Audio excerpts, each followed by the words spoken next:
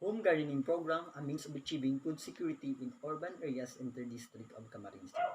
The following are included in the presentation of the study. First, brief introduction of the study. Second, objectives, significance, and scope and limitations of the study. Third, theoretical and conceptual framework and some related literature. And last, research methodology.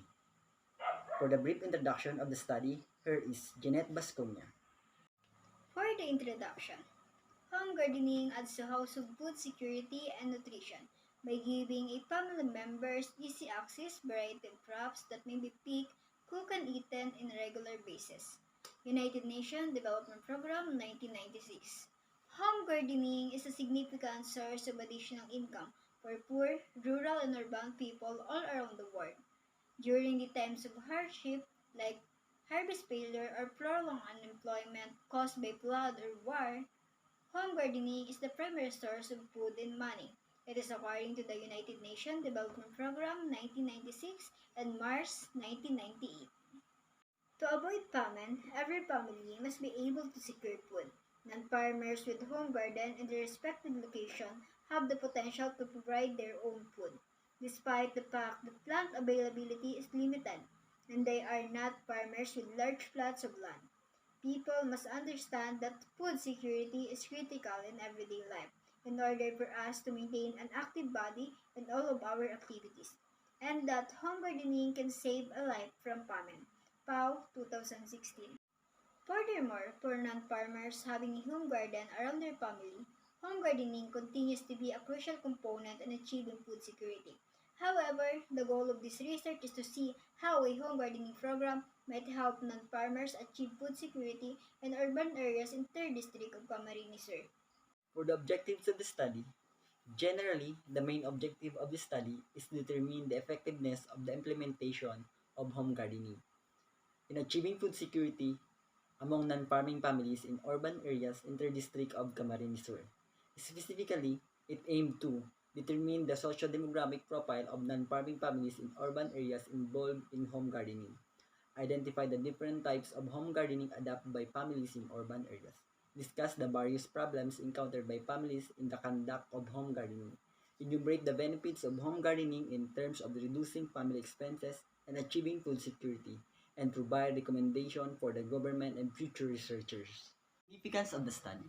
This study aims to impart information regarding the effects of home gardening program in achieving food security among non-farming families in urban areas in the district of Camarines Sur. This study will give a great benefit specifically to the following. For the national government, this study is a way to achieve food security which is included in the number two sustainable development goal of the nation. Through implementing a home gardening program, it will result to zero hunger. For the local government unit, this will enhance the policy formulation for the improvement of programs and services for the non-farming families. For the barangay official, the result of the study will help the barangay official to create projects that will help non-farming families to improve their life. For the researchers, it may enhance and improve the researcher's ability in conducting social research. For the non-farming families, this study is conceived to provide opportunities to the non-farmers to deeply appreciate their own home gardens for food security and enhance it become a source of their income. For the future researchers, they can use this research as a related study to support their if they wish to conduct the same topic. For the scope and limitations of the study, the main focus of this study is to determine the effectiveness of the implementation of home gardening in achieving food security among non-farming families in urban areas of Camarines Sur. This study is only limited to non-farming families involved in home gardening activities residing at urban areas population in the 3rd District of Camarines Sur. Furthermore, this study will only focus on the different types of home gardening adopted and its benefits to the urban families. Those who are unwilling to be respondent are excluded in the study. Meanwhile, other parameters that are not stated in the statement of the problem are included in the limitation of the study. Theoretical framework of the study. Rational choice theory. Philosopher Adam Smith is considered the originator of the rational choice theory. Rational choice theory states that individuals use rational calculations to make rational choices and achieve outcomes that are aligned with their own personal objectives. Using rational choice theory is expected to result in outcomes that provide people with the greatest benefits and satisfaction given the limited option they have available. Urban families choose to implement home gardening because they think it provides the most significant benefits, like achieving food security and income. The land, time, and money they allocated in implementing home gardening is beneficial if the members of the family help each other to plant, clean, or weeding, etc. to achieve their goals, which are to have a source of food and income, and because of the family's determination, the home gardening will be successful. Having a successful home gardening implementation and sufficient resources were a source of family healthy behaviors.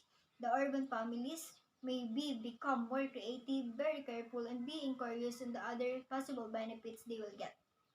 And the most rational of action should conduct in to give importance in home gardening will implemented and to its benefits, instead of focusing on the cost spending for it. Conceptual framework. As you can see in our conceptual framework, the urban families, benefits derived from home gardening, government program or regulation, and types of home gardening styles adopted by urban families have all impact to achieve the food security for urban families. Some related literature. The studies of Ceron et al. 2011, Chakraborty and Basu 2018, Acrofay 2012, Carter and Wolffield 2011, and Taylor and Lovell 2013 states that home gardening contributes to household income and a way to ensure food security of a families. Research methodology of the study. The study will use descriptive method to describe, elaborate, and analyze the effectiveness of home gardening. Also will use mixed method to determine the data needed for the study. The respondents of the study will be the non-farming families or any representatives who were able to provide the information needed by the researchers. The researchers will use purposive sampling method since the participants are selected based on the needs of the study. The researchers may either interview the selected respondents face-to-face or through the use of different online communication platforms. This study will use a descriptive analysis such as frequency count, percentage, and ranking. Thank you for listening.